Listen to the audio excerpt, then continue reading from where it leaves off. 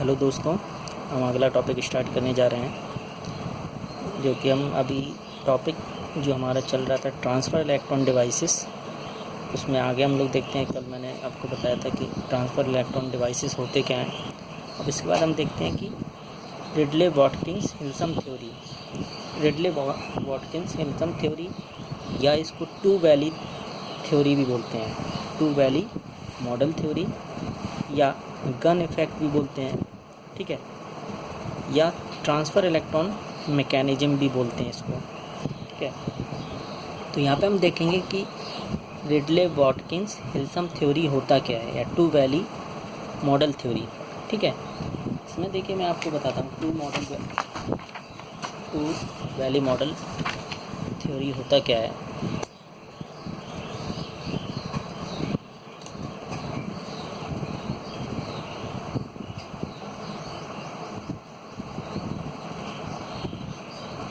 जैसे कि आप यहाँ पे देख रहे हैं, ये डायग्राम बना हुआ है, ठीक है। तो टू वैली मॉडल थ्योरी होता क्या है, वो रिडले वॉटकिंस हिल्सन थ्योरी। यहाँ पे दो वैली आप देख रहे हैं कि एक ये लोअर वैली, ये अपर वैली है। यहाँ पे एक वैलेंस बैंड है, ये वैलेंस बैंड, ये कंडक्शन बैंड है। कंडक्शन बैंड में दो वैली होती है, एक लोअर वैली और एक अपर वैली। बैलेंस बैंड और कंडक्शन बैंड के बीच में जो गैप है वो फॉरवर्डिंग गैप है, ठीक है। और अपर वैली और लोअर वैली के बीच में भी गैप होता है, एनर्जी गैप, वो यहाँ पे मेंशन नहीं किया गया, मैं आपको बता देता हूँ, ठीक है। तो सबसे पहली चीज़ ये है कि रिडले वॉटकिंस हिल्सन थ्योरी बोलता क्या है कि जो एनर्जी गैप है, एनर्जी गैप ईजी कितना होना चाहिए, ये ईजी यहाँ पे दिया हुआ है 1.43 इलेक्ट्रॉन वोल्ट, ये आपका है गैलियम आर्सेनाइड के लिए, ठीक है। इसके बीच में जो है गैप डेल्टा ई वो 0.36 इलेक्ट्रॉन वोल्ट होता है, ठीक। यहाँ पे आप देख रहे हैं कि मोबिलिटी लिया गया है म्यू1 लोअर वैली के लिए 0.5 मीटर स्क्वायर पर वोल्ट सेकेंड। मास लिया गया इफेक्टिव मास m1 जो कि है 0.072 इंटू m0। अपर वैली में मोबिलिटी क्या है, कम है, और इफेक्टिव मास क्या ज़्यादा है, यहाँ पे आप देख सकते हैं, ठीक। आपको एक चीज़ ये ध्यान रखना है, यहाँ पे ज़रूरी नहीं है कि ये डेटा लें हम, बस ये ध्यान रखना है कि जो लोअर वैली में होगी मोबिलिटी वो ज़्यादा होगी, ठीक है, अपर वैली में मोबिलिटी कम होगी। तो जहाँ पे मोबिलिटी ज़्यादा होगी वहाँ पे इफेक्टिव मास कम होगा, और जहाँ मोबिलिटी कम होगी वहाँ पे इफेक्टिव मास ज़्यादा होगा, ठीक। अब देखिए रिडले वॉटकिंस हिल्सन थ्योरी बोलता क्या है कि जो ईजी है, ईजी यहाँ पे जितनी कंडीशन है जिस वजह से हम लोग क्या है ट्रांसफ़र इलेक्ट्रॉन डिवाइसेस बना पा रहे हैं, ईजी है। यहाँ पे जो गैलियम आर्सेनाइड के लिए 1.43, इसकी वैल्यू क्या है, डेल्टा ई से ज़्यादा होना चाहिए, पहली कंडीशन। ईजी की वैल्यू क्या है, डेल्टा ई से ज़्यादा होना चाहिए, पहली कंडीशन। डेल्टा ई है जो एनर्जी गैप है अपर और लोअर वैली के बीच में, वो क्या होना चाहिए, थर्मल एनर्जी से ज़्यादा होना चाहिए। थर्मल एनर्जी क्या होती है, 0.026 इलेक्ट्रॉन वोल्ट रूम टेम्परेचर पे। तो डेल्टा ई की वैल्यू क्या होनी चाहिए, ज़्यादा होनी चाहिए थर्मल एनर्जी से, ठीक। तो यहाँ पे ये पॉइंट हुआ। दूसरा पॉइंट क्या है कि कंडक्शन बैंड में दो वैली होनी चाहिए, तो यहाँ पे दो वैली है। जो है मोबिलिटी है लोअर वैली में वो ज़्यादा होनी चाहिए, और अपर वैली में क्या होनी चाहिए, मोबिलिटी कम होनी चाहिए, तो वो भी है। तो जो इफेक्टिव मास है लोअर वैली में वो क्या होना चाहिए, कम होना चाहिए, और अपर वैली में क्या होना चाहिए, ज़्यादा होना चाहिए, वो भी है। दूसरी कंडीशन ये हो गई, ठीक है। थर्ड कंडीशन क्या है कि जो है यहाँ पे हम देख रहे हैं कि जो मोबिलिटी, मैंने आपको बता दिया कि पहली कंडीशन क्या है, कि पहली कंडीशन ये है कि जो एनर्जी गैप है ईजी की वैल्यू वो ज़्यादा होनी चाहिए डेल्टा ई से, ठीक है।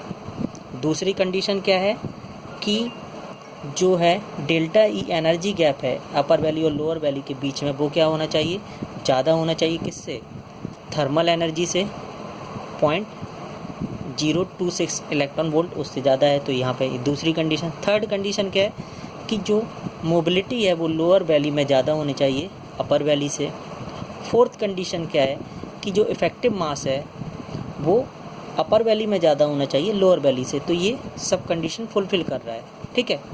तो यहाँ पे इसीलिए ये सभी कंडीशन को सेटिस्फाई कर रहा है ये गैलियम आर्सेनाइड, जो रिडले वॉटकिंस हिल्सम थ्योरी बोलता है। इन सभी कंडीशन को क्या है, ये सेटिस्फाई कर रहा है, तभी क्या है हम यहाँ पे ट्रांसफ़र इलेक्ट्रॉन डिवाइसेस बना सकते हैं, अदरवाइज हम ये नहीं बना पाएंगे। तो ये सभी कंडीशन को फुलफ़िल करना होगा, जितनी मैंने आपको कंडीशंस बताई हैं, तभी क्या होगा, रिडले वॉटकिंस हिल्सम थ्योरी जो है एप्लीकेबल होगा, तभी हम क्या है ट्रांसफ़र इलेक्ट्रॉन डिवाइसेस बना पाएंगे, अदरवाइज़ नहीं बना पाएंगे। तो ये आप देख रहे हैं कि सभी इसमें आप देख रहे हैं, तो हम लोग यहाँ पे जो स्टडी कर रहे हैं वो है गैलियम आर्सेनाइड, इंडियम फॉस्फाइड और कैडमियम टेलोराइड। ये सभी क्या हैं, कंपाउंड सेमीकंडक्टर हैं। ये सब क्या हैं, ये सभी कंडीशन को सेटिस्फाई करते हैं जो मैंने आपको बताया, तभी क्या है कि इनकी थ्योरी हम अप्लाई करते हैं ट्रांसफ़र इलेक्ट्रॉन डिवाइसेस में।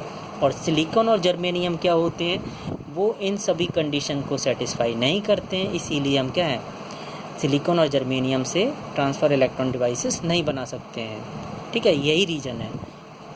तो अभी मान लीजिए हम सिलिकॉन जर्मेनियम मान लीजिए एनर्जी गैप अगर वो सेटिस्फाई कर रहा है, तो पता चला आपका क्या है जो मोबिलिटी नहीं वहाँ पे सेटिस्फाई करेगा, कोई एक ना एक पैरामीटर वहाँ पे सेटिस्फाई नहीं करेगा, तो जिसकी वजह से हम नहीं बना सकते हैं। तो सभी पैरामीटर सेटिस्फाई करना ज़रूरी है, तभी आप क्या ट्रांसफ़र इलेक्ट्रॉन डिवाइसेस बना सकते हैं, अदरवाइज़ नहीं बना पाएंगे। ठीक है, तो एक चीज़ आपको ये ध्यान होगा कि जब हम बात करते हैं मोबिलिटी, ठीक है, मोबिलिटी ऑफ इलेक्ट्रॉन और इफेक्टिव मास में क्या रिलेशन होता है, इन्वर्सली प्रोपोर्शनल का। ठीक, इफेक्टिव मास, तो मैंने आपको बताया है यहाँ पे कि यहाँ पे मोबिलिटी ज़्यादा थी, इसलिए इफेक्टिव मास क्या था, कम था, क्योंकि इन्वर्सली प्रोपोर्शनल का रिलेशन होता है। और यहाँ पे क्या है, मोबिलिटी कम है तो इफेक्टिव मास ज़्यादा है। ठीक है, तो इन कंडीशन की वजह से जैसे हम लोग देख रहे हैं कि जो है मास है अपर वैली में वो ज़्यादा है लोअर वैली, और जो मोबिलिटी है लोअर वैली की वो ज़्यादा है अपर वैली से।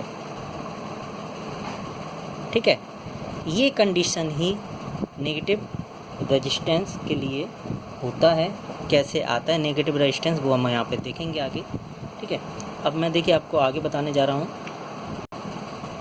अब इसके बाद हमें करंट डेंसिटी और इलेक्ट्रिक फील्ड में कर्व ड्रॉ करना है, तो वहाँ पे हम देखेंगे कैसे कर्व ड्रॉ होता है। उससे पहले हम ये जान लें कि कैसे वो रीजन आ रहा है, तब हम कर्व पे जाएंगे तो आप समझ जाएंगे। जैसे मान लीजिए हमने मान लिया कि एन है, जो एन कंसंट्रेशन है वो इलेक्ट्रॉन का। ठीक है, कंसंट्रेशन ऑफ इलेक्ट्रॉन,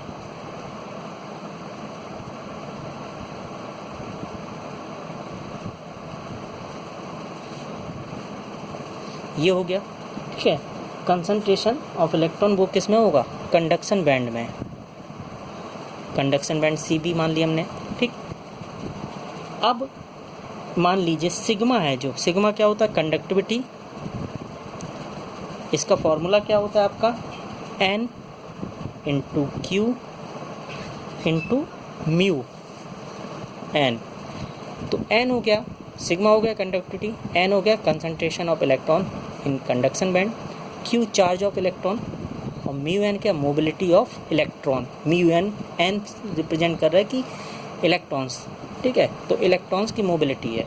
ठीक, अब हम बात करते हैं, यदि हम मान लें कि यहाँ पे Q है, Q तो एक फिक्स वैल्यू रहेगी हमेशा, Q चार्ज है वो हमेशा फिक्स रहेगा। तो सिग्मा है कंडक्टिविटी, किस पे डिपेंड करेगा, सिग्मा किसके प्रोपोर्शनल होगा, N इंटू म्यू एन होगा कि नहीं। तो यहाँ पे हम देखेंगे कंसंट्रेशन क्या है और मोबिलिटी क्या है। अब हम पहला केस ले रहे हैं कि मान लीजिए, ठीक है, ये सभी आपको ड्रॉ करने में हेल्प करने में ड्रॉ करेंगे। पहला केस है कि सभी इलेक्ट्रॉन हमने मान लिए क्या है, लोअर वैली में है।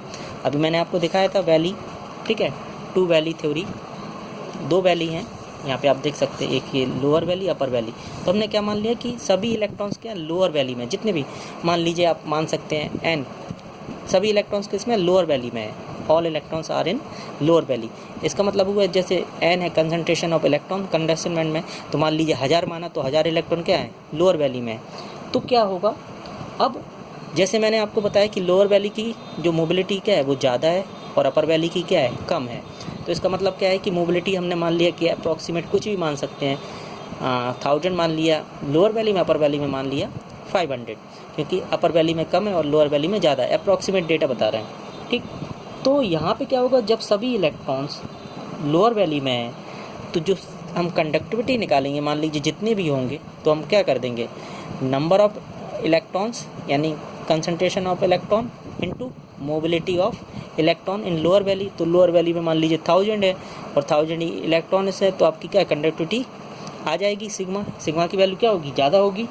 तो यहाँ पे आप देखेंगे कि सभी इलेक्ट्रॉन्स क्या थे, लोअर वैली में। तो जब हम बात करते हैं कि जैसे कि यहाँ पे हमने मान लिया कि जब लोअर वैली में है, इसका मतलब है टेम्परेचर हमने नहीं बढ़ाया। जैसे जैसे टेम्परेचर यानी टेम्परेचर यहाँ पे क्या है, कम है, तो इसीलिए सभी इलेक्ट्रॉन्स को इसमें लोअर वैली में है। जैसे जैसे हम टेम्परेचर बढ़ाएंगे एनर्जी बढ़ेगी यानी सफिशिएंट एनर्जी मिलेगी इलेक्ट्रॉन्स को, और वो लोअर वैली से अपर वैली में जाना, मूव करना स्टार्ट कर देंगे। ठीक है, तो यहाँ पे क्या है कि अभी पूरे के पूरे इलेक्ट्रॉन लोअर वैली में, क्योंकि टेम्परेचर कम है। ठीक, तो यहाँ पे क्या होगा, कंडक्टिविटी ज़्यादा होगी। तो आप जानते हैं कि J इक्वल टू क्या होता है, सिग्मा E। J है current density, J sigma conductivity और E इलेक्ट्रिक फील्ड। तो जैसे जैसे हम इलेक्ट्रिक फील्ड बढ़ाएंगे J की वैल्यू क्या होगी, बढ़ेगी। यदि सिग्मा कांस्टेंट है, सिग्मा हमने मान लिया कांस्टेंट है,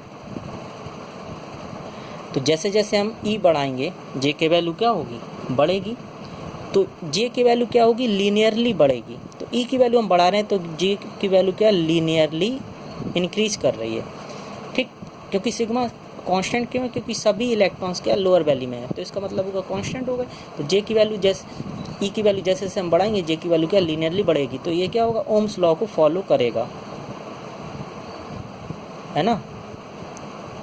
ठीक, अब आगे देखते हैं हम। अब हमने मान लिया कि हमने क्या किया, टेम्परेचर बढ़ा दिया या सप्लाई को बढ़ा दिया हमने, टेम्परेचर इंक्रीज़ कर दिया यानी सप्लाई इंक्रीज़ कर दी। तो कुछ इलेक्ट्रॉन को क्या सफिशिएंट एनर्जी मिलेगी। तो अब जो लोअर वैली से कुछ इलेक्ट्रॉन है वो क्या है, अपर वैली में चले जाएंगे। तो अपर वैली में मूव कर जाएंगे तो क्या होगा, जो हमने माना था कि लोअर वैली में 1000 इलेक्ट्रॉन है, तो कुछ इलेक्ट्रॉन अपर वैली में मूव कर गए, तो रिमेनिंग बचेंगे कुछ, और कुछ अब आपके किस में चले जाएंगे, अपर वैली में। तो अब सिग्मा की वैल्यू क्या हो जाएगी, कम हो जाएगी। तो कंडक्टिविटी क्या हो जाएगी, वो डिक्रीज हो जाएगी, पहले के कंपेयर में हो जाएगी या नहीं।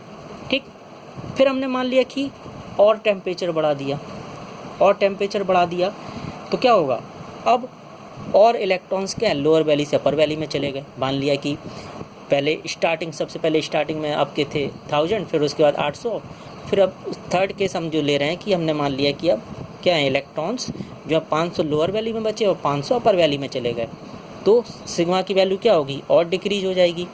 ठीक, फिर हमने मान लिया कि अब सभी इलेक्ट्रॉन्स क्या हैं, और टेम्परेचर बढ़ा दिए तो सभी इलेक्ट्रॉन्स क्या लोअर वैली से अपर वैली में मूव कर गए, सभी इलेक्ट्रॉन्स अपर वैली में चले गए। तो क्या होगा, अब जब J इक्वल टू फिर से हम देखते हैं सिग्मा E, तो सभी इलेक्ट्रॉन्स जब अपर वैली में चले गए हैं तो लोअर वैली में तो एक भी इलेक्ट्रॉन नहीं बचे। तो यहाँ पे क्या बोल सकते हैं हम कि सिग्मा कांस्टेंट हो गया। ठीक, सिग्मा कांस्टेंट। तो जैसे जैसे हम E की वैल्यू बढ़ाएंगे J भी क्या होगा, इंक्रीज करेगा, लीनियरली करेगा या नहीं। तो जैसे जैसे हम इलेक्ट्रिक फील्ड बढ़ा रहे हैं J की वैल्यू क्या होगी, इंक्रीज करेगी लीनियरली। तो ये भी क्या होगा, ओम्स लॉ को फॉलो करेगा। ठीक, ओम्स लॉ को फॉलो करेगा, ये कंडीशन हो गई। लेकिन इसमें क्या है कि जो कर्व है, ठीक है, पहले के कंपैरिजन में जो स्टार्टिंग में था वो भी ओम्स लॉ फॉलो कर रहा है और लास्ट वाला भी क्या है, ओम्स लॉ को फॉलो कर रहा है। लेकिन पहला कर्व क्या होगा, ज़्यादा होगा क्योंकि यहाँ पे कंडक्टिविटी ज़्यादा थी, और यहाँ पे स्लोप क्या होगा, कम होगा क्योंकि यहाँ पे कंडक्टिविटी क्या है, कम है। तो कंडक्टिविटी कम होने की वजह से यहाँ पे स्लोप कम होगा, लेकिन ये ओम्स लॉ को फॉलो करेगा। अब हम आगे देखेंगे नेक्स्ट वाले पार्ट में कि कैसे J और E के बीच में ग्राफ बन रहा है। ठीक है, तो वहाँ पे हम डिस्कस करेंगे। Okay, thank you.